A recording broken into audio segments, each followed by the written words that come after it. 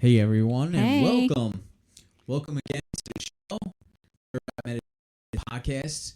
I thank everybody for tuning in. Today is April 12th, 2023. So we're at the 12th day already of April, and we are coming up to our new studio really soon.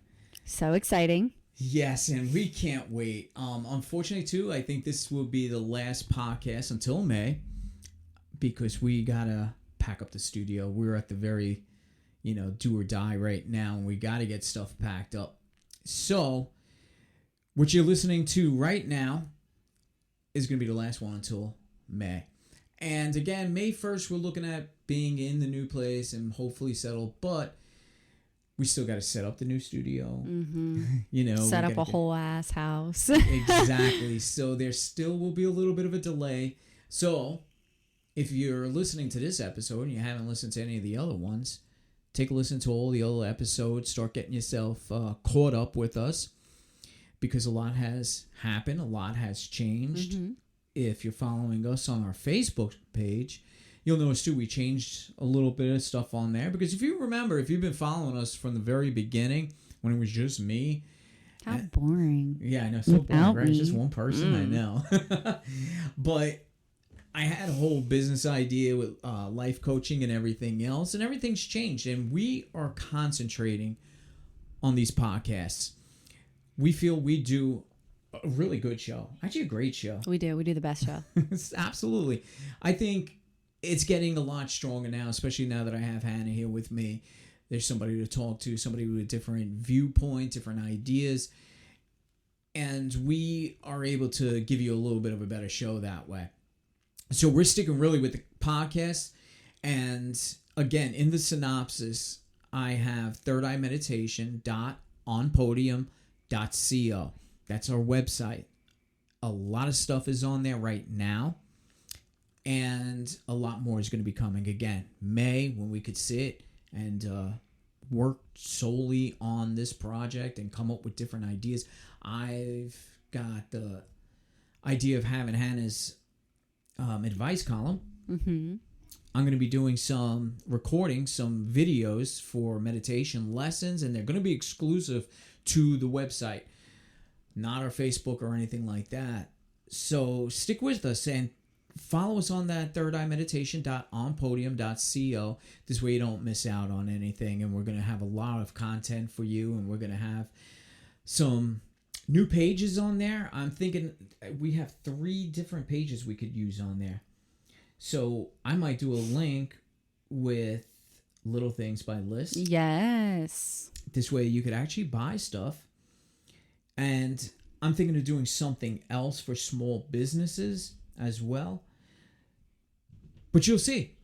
Everything's coming. We're going to do something. We're going to have a lot of stuff. We're going to make it huge. Yeah, we're going to make it huge for sure. We're going to have a great time with it. So we just can't wait to move. I know. I'm excited. So I definitely want to still have you guys following us on Facebook. If you are on the Third Eye Meditation net, just look for us. I mean, I always got a link somewhere, but follow us. We are now just going to be called Third Eye Meditation Podcast. Because if you run Third Eye Meditation Podcast in any of the search engines, we're the first ones that come up. Bingo. That's what I wanted. So look for us. Look for us on Facebook. Look for us on the onpodium.co as well. And we'll keep bringing you new stuff. But that website, I think, because the way Facebook is going with social media, it's going downhill. And I don't think it's going to be around much longer. So I need everybody on that webpage, just in case anything does happen with Facebook, or if we get banned. Because, I mean, it's real easy to get banned now. We've been shadow banned just because we promoted the website. So I don't want anybody missing out on anything. So just go on the website. We have a little bit more control with that. And with the podcasts, we're not as censored. And you can also, like we said, we're going to be taking a break for a little bit. So, during those 2-3 weeks that we're not, pushing out anything, you can certainly catch up on the podcast on the website. All of our seasons are available. Listen to one a day. Hey, listen to a half of one a day and then pick it up the next day. You have plenty of time to get caught up. Absolutely. And while we're following on Facebook, follow our friend Elaine at Arcane Oracle. Mm-hmm. She's been really great. If you're into tarot readings, horoscopes, and she relates the horoscopes to the tarot, she's been doing it for 20 years. She's amazing with those cards. Amazing. Yeah, and she's been really supportive with us, and we're going to be extremely supportive with her. So check out Arcane Oracle, and check out her website too. She's got all of her pricing, and she's pretty fair with that pricing. She is. And she's extremely accurate. I mean, she was Yeah. amazing. Yeah, I've had a reading, and my wife had a reading. I had like a mini reading on one of her live shows. She does live shows on her Facebook where she does like little mini readings for free. Mm-hmm. So catch One those. card tarot Tuesdays, I think it is. Yeah, and it's really good. She's a wonderful person. So check her out, Arcane Oracle. I'll have links in the synopsis as well. And for all your metaphysical needs, be sure to check out Mind's Eye Metaphysical. Jen and Angelo are both wonderful, down-to-earth, talented people. She is located at 3 Railroad Ave, Marietta, PA, 17547. Reach her anytime, 717-286-3784, www.mindseyemetaphysical.com. We love Jen. We certainly do, and we're looking forward to having her Yes. on the Facebook Live show too. And She's going to be our first one. yes, I when we're in the new cannot studio. Wait. And as far as our Elaine from Arcane Oracle, I want to at least get her to do a podcast with us. So that's why I say you got to follow our webpage. So Hannah, what do we got for our wonderful audience tonight? So, first half of the show, we're going to be talking about inner conflict. Yes, we are. And the second half of the show, we're going to dig in just to, refresh everyone's minds on the basics of meditation. Yep, we'll go over a bunch of commonly asked questions. And I know even though we'll go over it again tonight, we'll probably hear them again, but that's okay.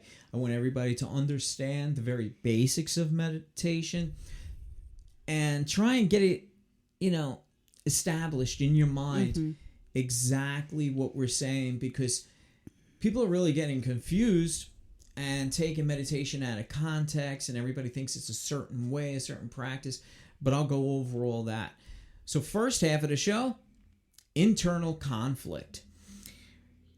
It's one thing to have an opposing view with a different person. You work out your differences, or sometimes you just agree to disagree, and you could go about your own merry way. But what about if you're having a conflict with yourself? Decisions that you make and you're never comfortable with them, and you have this internal conflict and you're not comfortable. Something like that will bring about such extreme anxiety.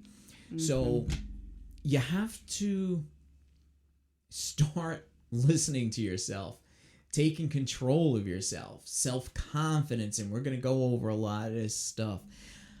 Did you ever feel like you're in some sort of internal conflict with yourself? I know you always reveal something to me. I was wondering if you... Yes. So I feel like one of my biggest ones is, with me, I have an idea of how I want to parent my child. And I think this is like one of my bigger inner conflicts that I struggle with every day. It keeps me up.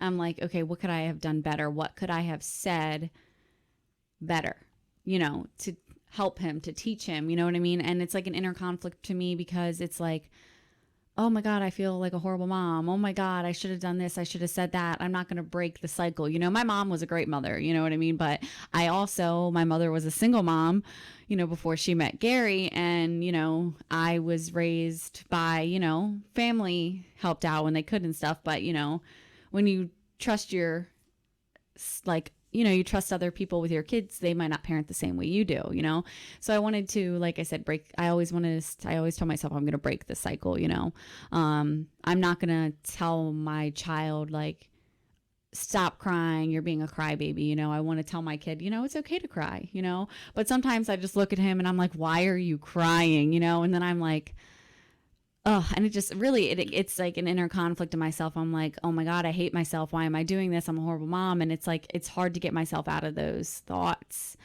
because I just want to do right. You know, I want to teach my child that he has to, you know, deal with his own inner conflict. You know what I mean? So, and it's hard because, you know, he's one.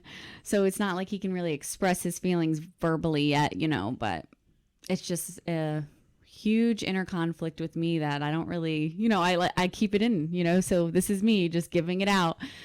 You know, everyone always feels like, oh, you're so put together. You're such a great mom. And I'm like, I look like it. And yeah, I probably am. But it's something that I struggle with every day. Well, I think this is a common problem. Mm-hmm. A lot of people are going to double guess their teachings, Mm-hmm. their lessons, whatever it may be. And when you start double guessing yourself, you're going to create that internal conflict, and it's going to create a lot of stress. I don't think, and I'm not saying this to brag or anything, I don't think I've ever had an internal conflict with anything. I've always been pretty self-confident. If I make a decision, it's a decision. And it's made, it's done. If it was a wrong decision, that's fine. I'm going to live with it, or I can change it. Remember painting a better picture. Yeah. Hey, I made a big mistake. No big deal. We're going to go back and we're going to change a few things and we're going to readapt to it. And maybe this is what the lesson is. Can you readapt? Can you learn something? Are you going to continuously be in an internal conflict with yourself and constantly second guess yourself? Or are you going to wake up tomorrow and say, listen, whatever decision I make, I'm going to stick with it. And if it's an incorrect decision, I'm not going to feel bad about myself. I'm just going to recognize the mistake that I made and we'll change it again. And learn from it. That's it. We're learning every single day. Every day. I don't care if you're parenting and learning how to be a better parent. I don't care if it's a work decision. If you don't think you're doing your job properly, or you're making decisions at work and you don't feel confident about it, no matter what it is, it's your confidence. When we meditate and we remove the ego, we understand ourselves through observation. We can observe ourselves, observe the decisions that we make, and we understand they're quick decisions at times. And when we make those quick decisions, we're doing it based upon that moment. So if you made a wrong decision, it was that moment. It's past. We got to live in the present. We start changing. Yeah, I was going to say, you just own up to your mistake. And then you, in your mind, you start taking the steps to correct your mistake if it needs to be, you know, corrected. And you don't want to apologize to yourself for making those bad. You made a decision. You made it based upon that moment. Don't turn around and look at yourself as like a failure. Yeah. It's not a failure. Any decision is a positive decision at the time. Now, stuff over a long course, like if you're suffering from this because it's a long journey and every day you're feeling like you are in that self-conflict and you're second-guessing everything, it's time to step back, observe yourself, observe your life, observe those decisions that you made, and start rebuilding your confidence from there. You want to establish some ground rules. You're in control. It's your life.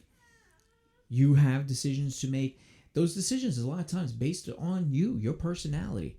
You have to shine in those moments. That's part of being you. The you without the ego. Am I making sense? Yeah, you definitely make sense. He's just making sure. That's why I have you in the studio. I know, definitely. But yeah, to add on to that, before I lose my train of thought, sorry, we have a lot of baby traffic tonight, apparently. He's just running back and forth through the door, and I'm just like, hello, Mom, what are you doing? But I feel like just to add on to that, I feel like it's really hard sometimes, like just from like a personal like perspective, to take your ego out, just because I know for the simple fact that with me, in certain situations, I feel like I get anxious, and it's almost like it becomes like an afraid feeling because I'm so anxious about something. but you don't want to speak it because, you know, if you're not pulling that ego out, it's like you don't want to admit you're wrong.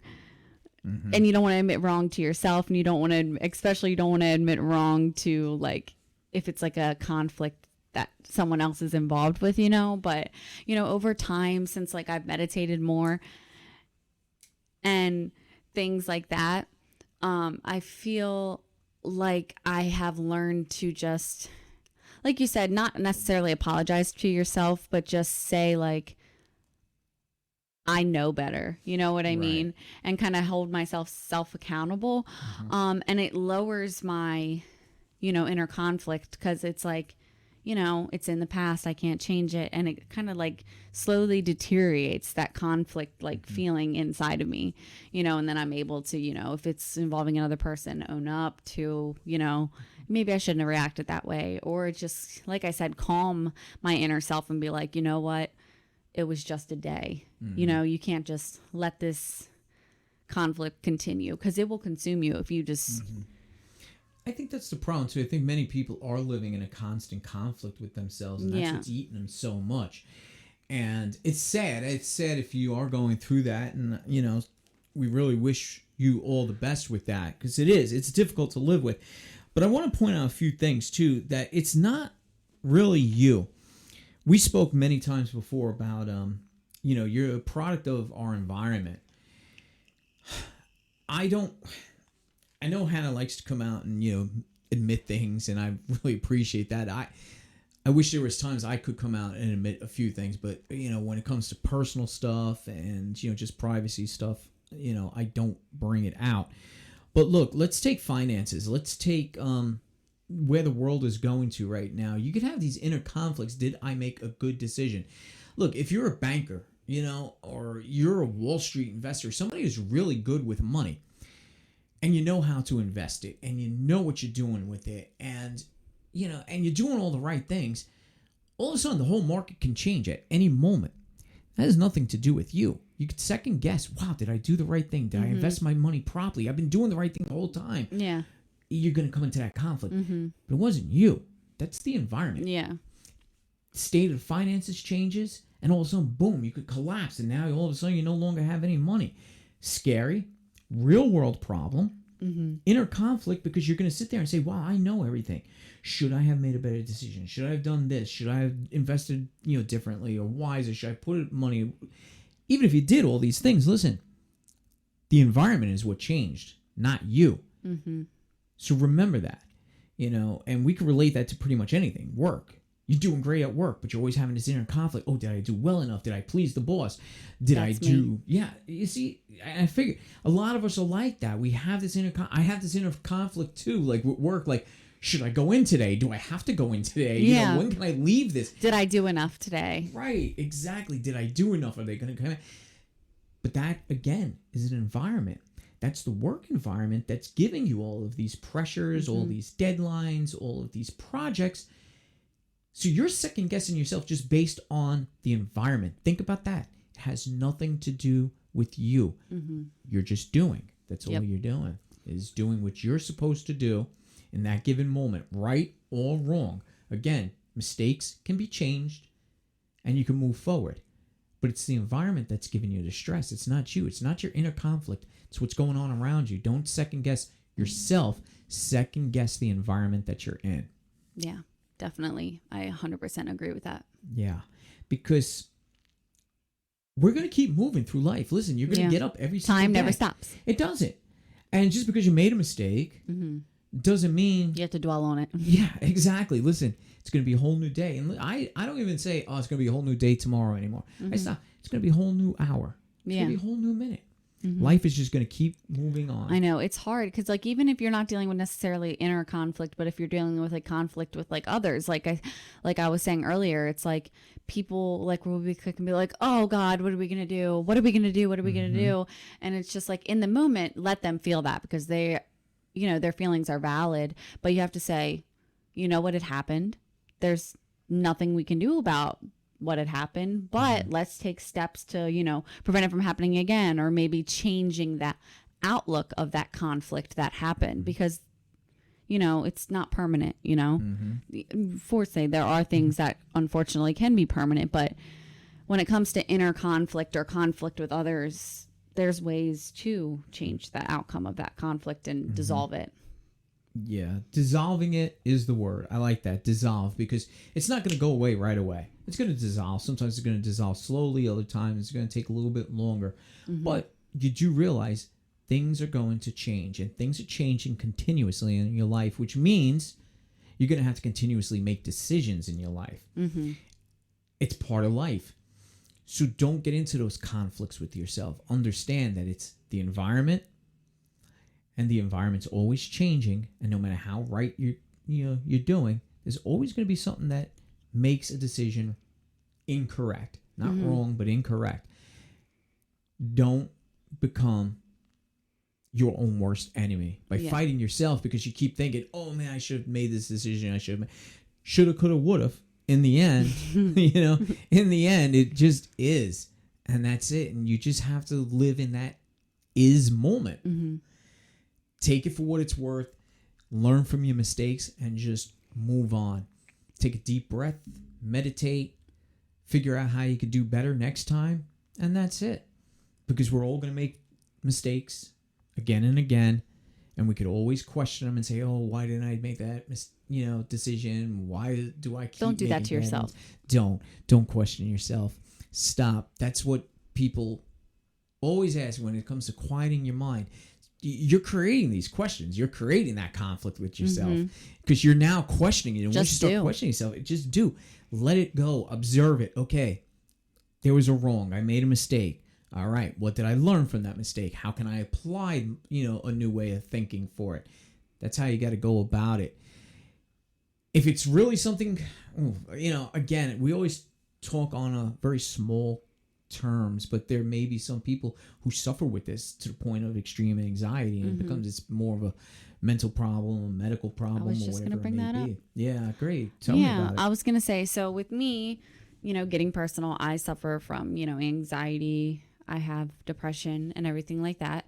And with that, I feel like inner conflict can come severe for people who suffer with, these mental health diseases.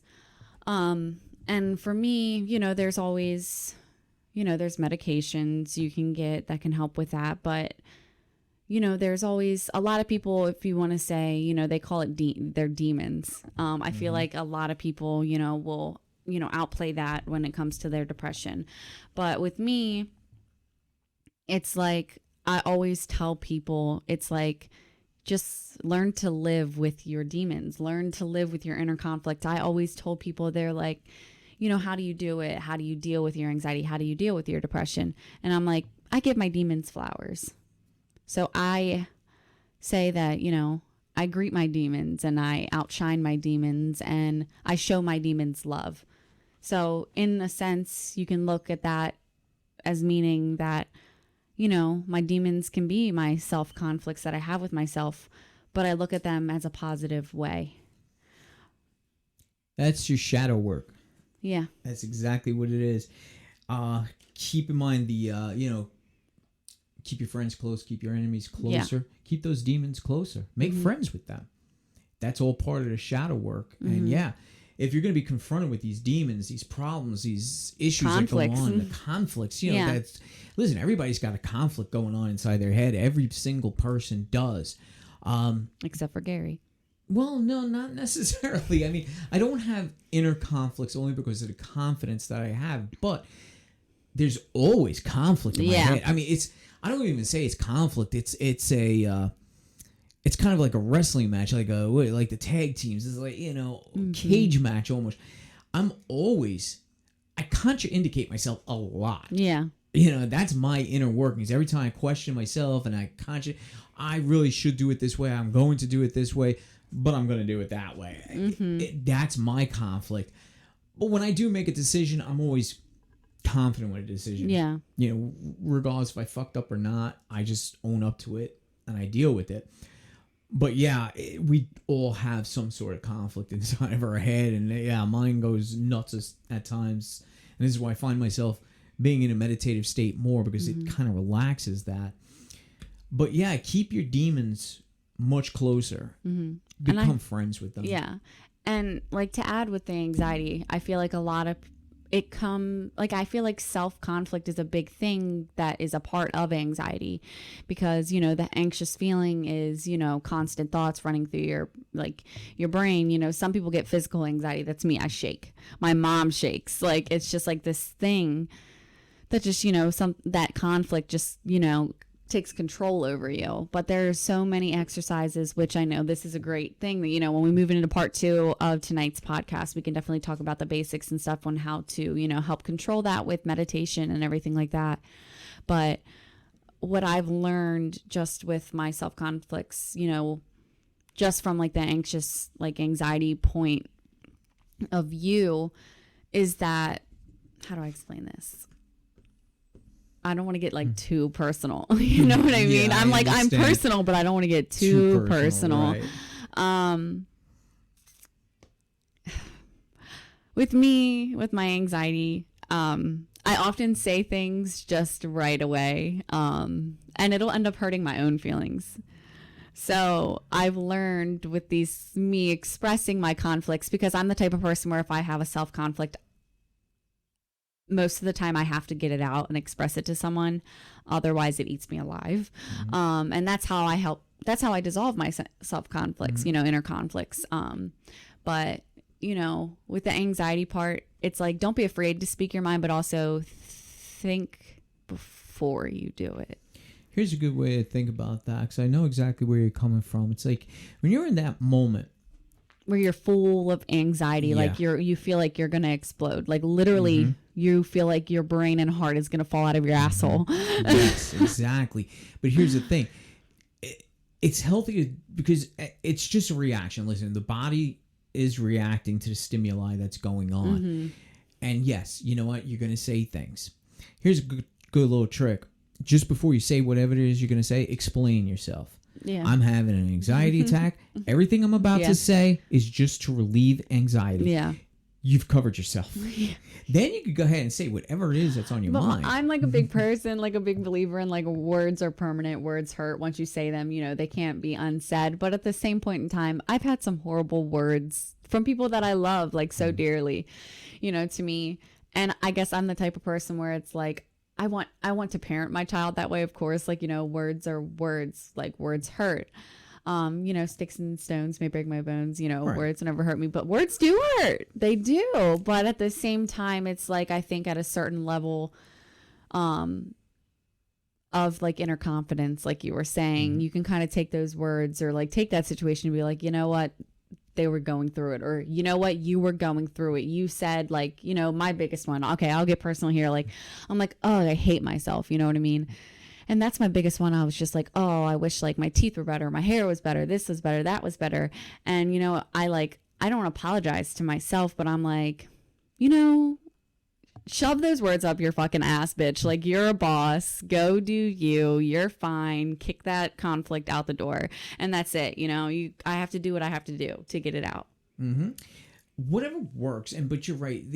See, I never thought like words hurt. Words are just words. And again, I'm just sensitive. And people are. And you see, this is the thing. There's always different people. But in a state of meditation, words again are just observed, so you're not taking anything personally. So it's one way to deflect that. That's why I never, you know, worried about what anybody said.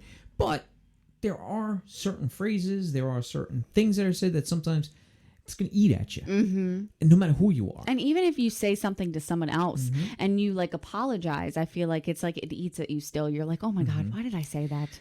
Yeah, and that arises another, but now that's, you're talking about a good internal conflict now, because you recognize something that was harmful. You're holding to yourself somebody, accountable. and you're holding yourself accountable. Yeah, so that's all good and well.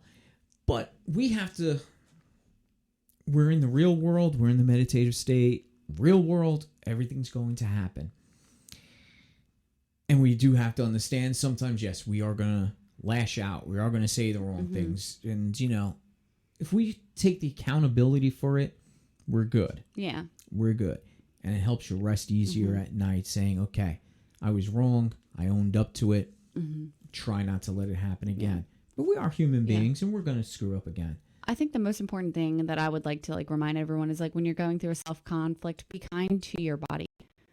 Like, I know people just like, I've had in my life, or that I'm aware of, when they become into self conflict, they either put things in their body or do things to their body, or etc., that is not best for your body. But when you're dealing with that self conflict, of course, if you ever feel unsafe, there are hotlines and things that you can call, but as well as just a mental note to yourself: be kind. You will get through that self conflict. And on that note, before we go over to part 2, I just want to give a quick idea that helps me with self-conflict. So I did mention this before. I don't know if it was in a podcast or maybe a Wednesday wind down show, but if you ever have a self-conflict and you're just having a really hard time trying to do it mentally, dissolve it, write it down, explain it, write it in detail, take it outside, burn it. Yes. That's put it in water. Yeah, water, dissolve it. And dissolve it, literally. Yeah. Drown it. Watch it too as it's happening. Yes, don't take your eyes off. Yeah, watch every little bit of it burn away. Watch the embers fly away. Watch That's it like dissolve my favorite in the thing. water. I mean, right now, if you're in PA, good. don't, because we're in on a red burn flag. ban, so yeah. drown Drown in it. the water. Definitely. So just be aware of the burn bans, because we've had a lot of forest fires going on. But you're absolutely right. These are very good old tricks. Whether you're into the witchcrafts and spells and all, a lot of this has to do with burning. Write everything down that's a negative. Because I feel like it really does help. Like you're actually like just releasing it. Like your hand is literally, you're taking that self-conflict out of your inner self, putting it on that piece of paper, and then dissolving that piece of paper. You are destroying that conflict out of your... I think that's just so powerful. It is. So try it out. Extremely powerful. It does that. That's perfect, because that can segue right into our second half here, where we're going over, basics of meditation and helping answer some very common questions. But yeah, burn your ideas, or just put them in water. Watch that ink dissolve. Watch the paper dissolve, and just watch it go away. And just replay that in your mind, that is the negativity that you're getting rid of, and it's going away. Very good. I actually enjoy that too. I love that. It works. It works very well. I do it like a couple times a year. I feel like just, I have these just built up, and I'm just like, I got to burn it. Right. Burn it. Yeah. Burn it out. There's a book. I think I mentioned it. I'm not sure. But if you go on BAM, which is like Books A Million, I think Amazon even sells it now. It's called Burn After Writing. And you can write all of your, like, it's mainly a book, like, asking you just, like, about your self-conflicts and inner conflicts and everything like that. Or just things, relationships and things that just irk you down to your core. And then you finish it and you burn it. And I did this, and I burned it on December 31st, so at the end of a year. And it was like, after I burnt that, it's like those things they don't even cross my mind anymore. I burned it. There you go. See how powerful it is. Hannah definitely hits on, a very strong point with this. Do it regardless, whether you have inner conflict, whether you have negative thought. Twice surprised. a year. Yeah, just sit and think. Go into your meditative state. Think about all the things that really trouble you, bother you. Names of people, Burn them. Write them down. No, that's kind of dark. Yeah, no, you don't want that. But definitely do. And listen, they even sell paper that burns really quick. Yeah. And you could write, and that's really good to carry with you. So if something bothers you on the spot, turn around real quick, write it down. Keep a lighter. Boom. I think it's even you like snap your fingers and it kind of burns, because it's kind of like the way the paper is designed. But that's instantly, insane. yeah, it's really cool. That. It's instant. And it gives you that visualization without you actually having to sit there, and it gives you something physical to look at, and it disappears. So thank you for bringing that up. Yeah, it definitely works. So that's inner conflict. And if you really have any more questions, or you want to know anything, you could always reach out to us, especially if you're listening to us on our On Podium. So thirdeyemeditation.onpodium.co. Yeah, you can always reach out, ask questions. There's a lot of ways to contact us on the website. Love to hear from you guys. We really, that's our goals. We You guys want are the listening from interaction. so many different platforms, and we would just love for you guys to check out our website and just, get in contact with us. We are always available, and we love hearing from everybody. It gives us, it's like a weird high that we get because we just feel like we're making a difference for you guys. Yeah, and that's what we're doing now in the second half of this show is really the questions that we get a lot. I'm going to touch on again because no matter how many times, we go over it, I'm going to get the same questions asked again and again. And I've done videos on it. We've done shows on it, but they're going to keep arising, which is fine. That means more and more people are trying to get engaged in meditation. Join They're our trying to community. understand it. Join our community. Yeah, absolutely. And we want to give the information. We have no problem answering these questions, but I'd like to break it down into layman's terms, make it as simple as possible. And then we could go into the deep, strong stuff if you want, but we really have to understand everything, at a very basic level first. So how do you meditate? Now, we get that all the time. How do we meditate? Because it falls hand in hand in what is meditation. So, I'll break this down. This is very simple. Meditation is anything you want it to be that makes you feel comfortable, that makes you feel relaxed. Hannah, I know you're going to bring up your favorite. Oh, my With the God. dishes. Yeah. Oh, my dishes. Yes. It's my favorite. I love doing dishes. And it's not for the simple fact that, it's doing my dishes and then they're clean and available. It's the fact that I literally just get into this mindset. I stare right now in my current house. There's a wall that I just kind of focus on. And, obviously I'm cleaning my dishes, so I'm looking at my dishes as well. But I'll just sit there and I just go into this meditative state. And it's like I'm scrubbing away. Like I'm like thinking about it with my eyes closed right now. I'm just like scrubbing away any worries or, the reason why I'm going into that meditative state, I'm so excited for the new house because there's a window.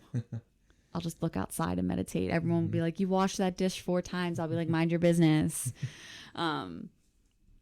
But yeah, it's just something about going into like just doing the dishes and just getting into that state that I'll be in my kitchen for 30 minutes and not even realize, but I'm just washing away my worries and like, going through the steps on, bringing that inner peace into me.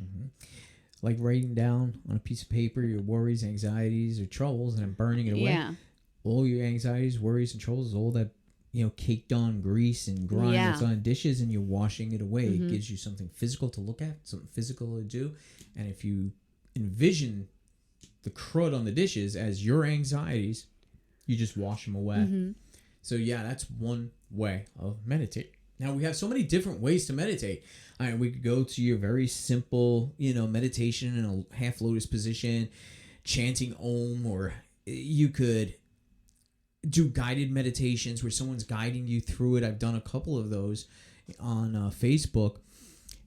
You could do the focus meditation kind of built in like what you were saying there, Hannah, when you're just staring at a wall, you're focused on just one simple thing. You could do breath meditation. Now listen, we could go on. There's so many different like textbook, you want to say, meditations, but I think our biggest like lesson that we want to get out to people is that meditation can be anything you want to be. Going for a walk. Yep. Sitting outside. Focusing on something. Yeah, just me. I love to go for drives and just blare the music and just literally let the music flood my brain.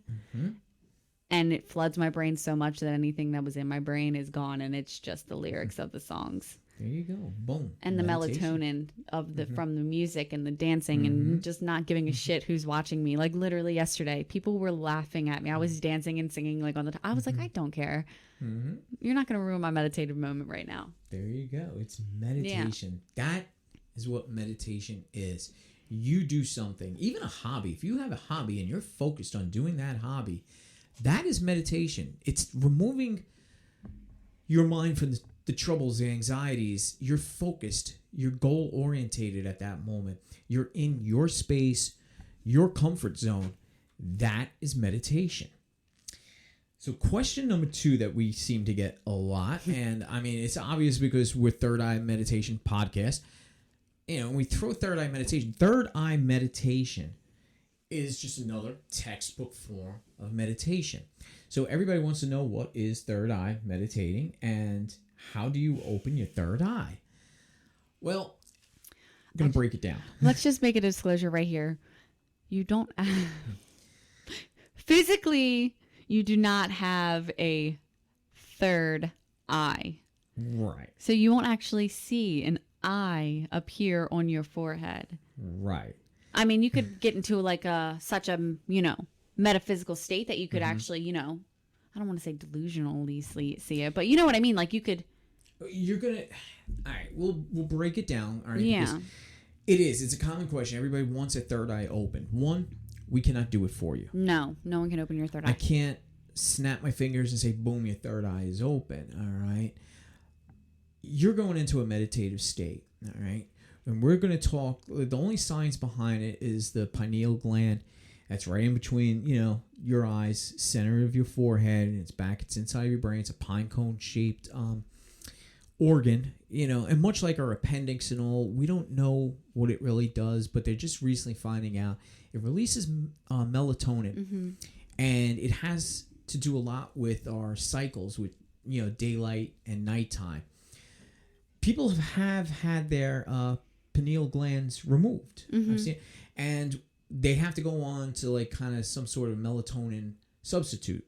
So that's basically the function of it. Now, we could get metaphysical with that because no one really knows what it is, but it's the center of our thoughts. It's the center of our creativity. It's the third eye. It's the third eye. And in order to see from the third eye, you're, again, like Hannah said, we're not going to just, an eye is going to appear.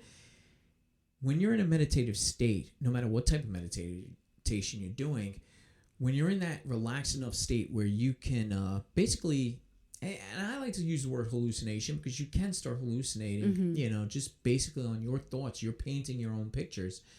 But with the third eye, you can actually focus on it with training and practice. You're going to look in between your eyes. When your eyes are closed and you just focus on the center of your forehead, you can actually then feel almost like a tingling, especially if you place your fingertips right there in the center of your forehead, right between your, eyebrows. You'll feel that. You'll feel the energy. There's a lot of energy that actually emanates from it. You could get comfortable with this and keep practicing and keep trying to visualize seeing through that third eye. You're going to start visualizing things differently. Our motto always has been, open your eyes and then open your eye. So basically what you need to do is you need to start opening your eyes to what's going on around you. You're questioning everything. You're seeing the illusions that we are in. And then you focus on your third eye and rise above that and start seeing things for the way that they really are. So that's basically, in a nutshell, what third eye meditating is. It's just sitting there focusing in on the center of your head and trying to visualize that. You're opening up a gland. more extended point of view. Yeah, that's it. And that's what you're doing. And you visualize it. So yeah, that's what you're doing. Your pineal gland, if it is releasing anything, if it is releasing melatonin, that's part of the dream state. Yeah. You do understand it. And our dreams and our visualization is going to start coming through. And we can make that whatever we do. It's just like astral projecting. Our bodies are not going anywhere. Our soul is going. We're visualizing that. And that's what's happening with our third eye. We're just visualizing. So the third eye is not really physically a third eye. No, we cannot open it. That's something you need to do. And sometimes it takes years to practice on something like that. But if you do want to practice. I feel like personally, your third eye just brings you clarity. And I feel like on a personal level, I've only maybe opened mine once or twice in my life. Right. Just because it's, like he said, it takes years. It takes a while. It takes I feel like it takes a deep meditative state and seriousness to be able to open that and see the clarity that your third eye brings you. Because sometimes your eyes are clouded. And when your eyes are clouded, I don't think you can really open your third eye. Yeah, you do need your eyes open and really clear. You need a vision, because like I said, you're questioning everything at that point. Yeah. And anything you take, you're over analyzing it and all, and you start to understand who you are, where we are in the world, what the world is to you, And then your third eye is the eye that actually sees things for the way it should be. Yeah. Rather than what it is. Yes. Exactly. Now, here's the third one. All right. And this is the one we get all the time. And I'm going to say it again, and I'll say it 100 more times after this. The biggest question we get: how can I clear my mind when I meditate? You don't have to necessarily clear your mind when you meditate. It's a myth. You do not. Everybody thinks that when you go into a meditative state, everything goes quiet. I want you to take this, like, just reality now. What would happen if you just, close your eyes for a minute and went into a meditative state and you heard and thought absolutely nothing? What would that mean to you? I think a clear mind is a dangerous mind. It is. Because if you're not thinking about anything, Mm-hmm. how can you think about anything? Yeah. We like to be a little philosophical with this, but it's not going to happen. Some people's minds race more than anybody else's. That happens. We are, again, products of our environment. We're going to have a lot of stresses on our minds. Once we sit and relax, our mind's going to go crazy. But all it is observing those thoughts. Don't think about them. Don't react to them. Mm-hmm. Observe them. That's all you got to do. Little by little, you'll notice that your mind gets a little bit more at ease. Mm-hmm. But it's never going to quiet. It's never going to stop thinking. And that's good. Nobody wants to stop thinking. So it's a big, big myth. You do not need to clear your mind in order to meditate. Mm-hmm. Work with those thoughts, listen to those thoughts, and then just observe them. Just don't acknowledge them. Don't keep dwelling on them. I was going to say, don't dwell on your thoughts. I feel like the most important thing, which we've had a lot of people, reach out, like, I can't clear my mind. I can't get into that meditative state because my mind is like, here, my mind's there. Don't allow your thoughts to control you. Write them down. Validate your thoughts. Mm-hmm. I think that's a big one for me, is like, I'm like, I'm just like, I have thoughts racing in my brain, and I'll just like, my biggest one is like, I'm always in the shower and everything just runs through my brain, and I'm just like, this is supposed to be a relaxing time for me. But I validate my thought. I evaluate my thought. And then I let that thought go. I just let it go through my brain, my little storage unit. Like I said, I call it my little storage unit. And, if I want to pull it out one day and, reevaluate it, maybe I will, but I get through the thought to quote, clear my mind of that thought. Mm-hmm. So that way I can just, get into the state that I need to be in for myself. I always say, once you sit down and you meditate and you have all these thoughts, and like you said, you're clearing out some of these thoughts because you're just observing them. That's it. It's validated. Goodbye. It's gone. I always say there's two types of thoughts. There's the noise. Mm-hmm. And that's the stupid stuff that you're thinking about every single day. Appointments and, deadlines and work and all that. That's the first thing that's going to come across your mind because we're so in tune to that. Once we acknowledge making them, a checklist helps that. Yes, making a checklist, that's great. And like you said, you're just evaluating it and just, putting them into your storage unit, whatever it is you want to do. It starts to lessen that clutter, and you're starting to organize these thoughts. Now we start going on to the next level. Now we start looking at the spaces in between our thoughts. This is more advanced, but once you get good, once you start clearing your mind of all that noise, there's going to be other thoughts, bigger thoughts, the thoughts that you actually want. Mm-hmm. Those are the ones you want to question. Those are the ones you want to take deep. Those are the ones you want to bring into your meditative state and just roll with them. Mm-hmm. It could be any one of your thoughts. It could be something that's, been bothering you. Listen to these things because your thoughts are part of your consciousness. And if you didn't have any thoughts, you would have no consciousness. Take these things. Take the really deep ones, the ones that keep coming up, the ones that keep bothering you. Those are the ones you really want to work with. In your meditative state, take them and work with them. Let them ask you the question, and then you come up with different answers. Communicate with your inner self. Communicate with your inner self. I love that. Yes, that is meditation. Yeah. That's a higher self. That's the top shelf stuff that we're talking about. That real high level of meditation. You communicate with your own thoughts. You're now establishing your own higher self that way. You're building those building blocks. And I feel like once you do that, you take that aspect that you gained for yourself and you apply it in your just general life with others. Mm-hmm. You do. I've been taking my meditation now for days. Mm-hmm. Like I'm walking around all the time in that constant meditative state, because one of the biggest conflicts I have, and this is my fault, because I go down these rabbit holes all the time, yeah. And this whole world as an illusion has been the biggest question in my mind. Check out our last podcast. Yes, definitely check it out. But yeah, the whole world is an illusion. Okay, that's something that keeps coming up inside of my mind. Mm-hmm. So I've been walking around in a meditative state all the time, picturing the world as an illusion. And this has been helping me figure things out. It helps me to realize myself, my own place in the world, and what reality is to me and what's not reality. And I can weed out, a lot of stuff that's in this whole matrix kind of, world. And it helps me to relax, because I'm with myself and I'm only with my thoughts. Again, I didn't clear my mind. I'm with my thoughts. Mm-hmm. So you don't. You're welcoming your thoughts. Yeah, you welcome them. You welcome those really good ones. Like I said, the noise.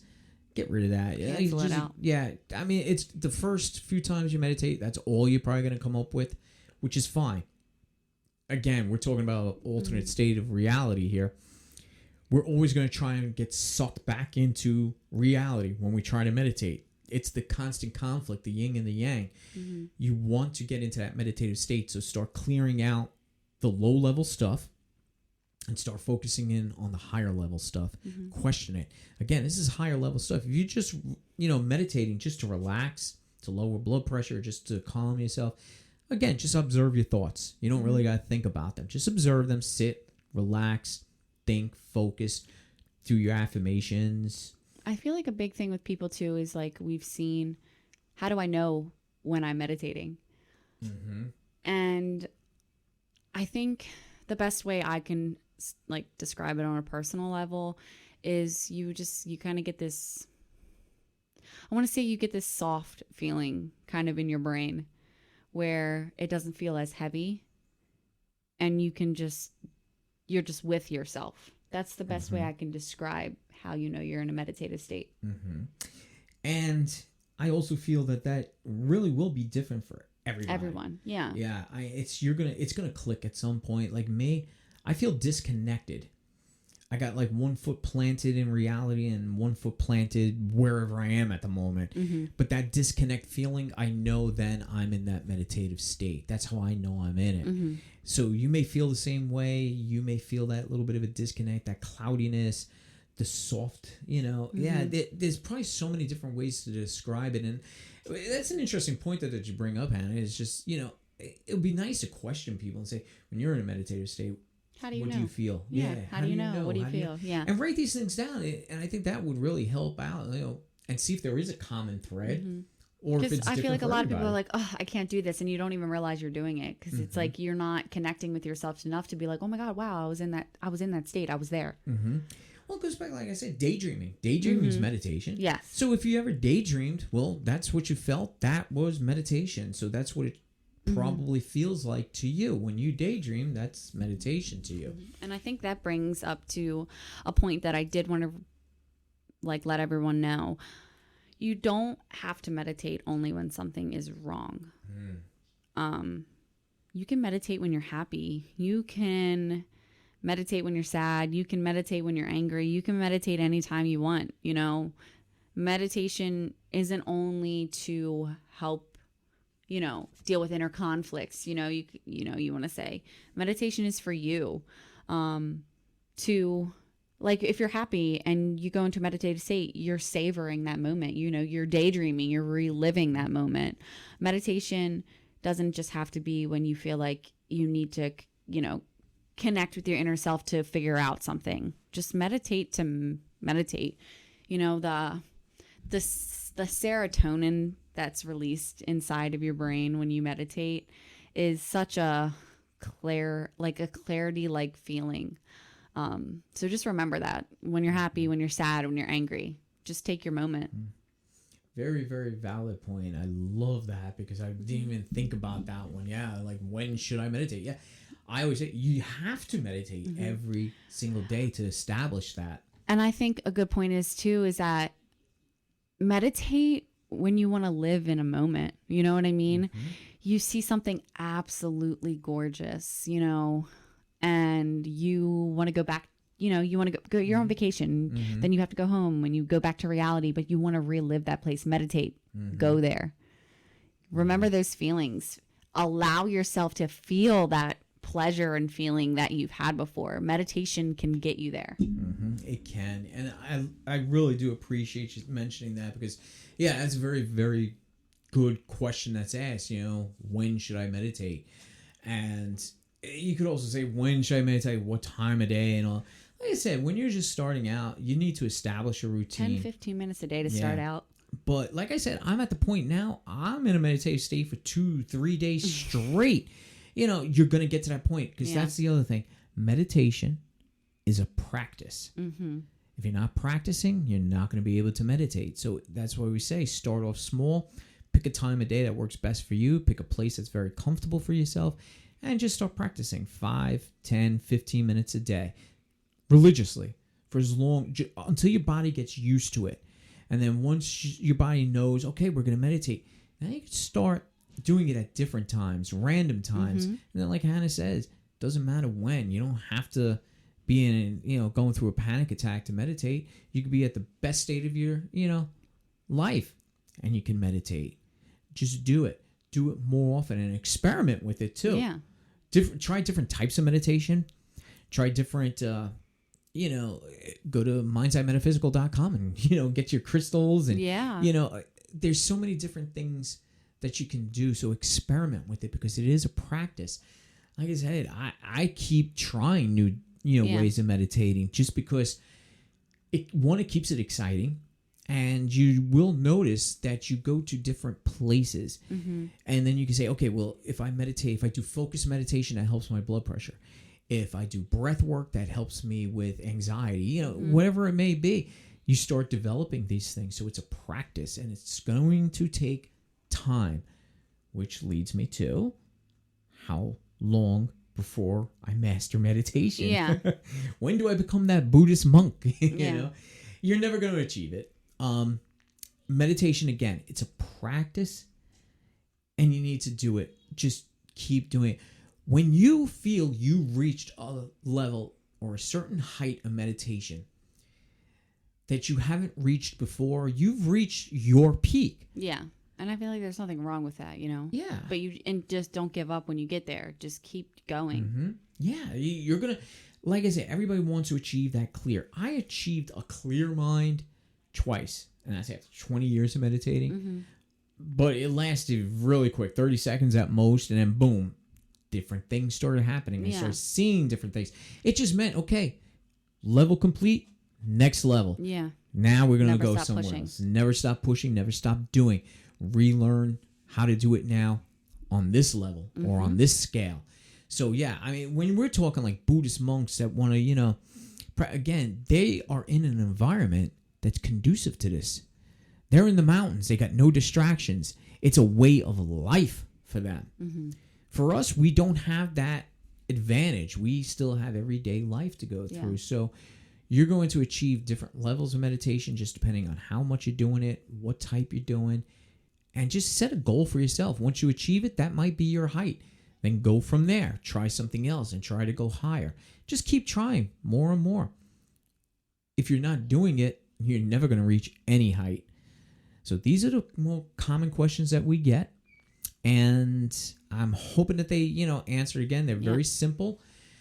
We have other podcasts that, you know, deal with some deeper levels. And obviously, we're going to have some more great podcasts that are going to really, you know, dive into some deep, you know, stuff. But I think this was a good episode. I'm hoping it helps some people out with your internal conflicts, some of your more common questions with meditation. And just know that this is the last podcast for a little while, a few weeks, I would say. once we get the new studio set up and we can get the equipment, set up, we can start doing some more stuff. Yeah, we're gonna bring you guys Fireside Fridays. Yes, that's the other thing that we're going to do, and that's going to be a Facebook exclusive, in lieu of our Wednesday night shows. But there will be links on our website, which is www.thirdeyemeditation.onpodium.co. Look out for it. It's in the synopsis. I'll put links to our Facebook. I'll put links to Arcane Oracle. I will put some links to, whatever I find, that we talked about. We'll definitely have links, but everything's going to be on the website. Yes. Our Facebook page, again, we do the Wednesday night shows. We're not going to do as often. Yeah. We've decided against that, and I think it's just going against with Facebook. I don't want to put too much time and energy into Facebook all the time, and I don't shadow banning us. Yeah, they've been shadow banning us just because we've been promoting the website. So we're going to do, occasional shows when we have guests or if we have something really important to talk about. And then we're going to do a couple of these Friday night fireside chats because we're going to have a beautiful fire pit out in our new backyard. Woo-hoo. Yeah, and we're just going to sit back and we're going to meditate. And we're going to do it in front of the fire and we're share our thoughts. Yeah, that's exactly. Answer some questions. It'll be great. Yeah, I think it'll be a really good time, and we'll keep coming up with new stuff and we'll be doing new things. So keep following us. We love you all. Yes, we do. Every one of our listeners, 23 different countries. It's such an amazing feeling that we're reaching out to so many people. Yes. So many different cultures that we're spanning. So definitely, guys, stay in touch with us. We're still going to be around. Follow us on Facebook. Again, we'll put the link in there, and follow us on our webpage too as well. We went through a lot of effort to get that up and running, as well as money. So definitely check it out for us. But in the meantime, Hannah and I are going to call this one done, and another great show. Yes. I hope you all have a great night. Yeah, definitely. Everybody have a wonderful, great night, great time, and we'll see you soon on the next episode. See ya.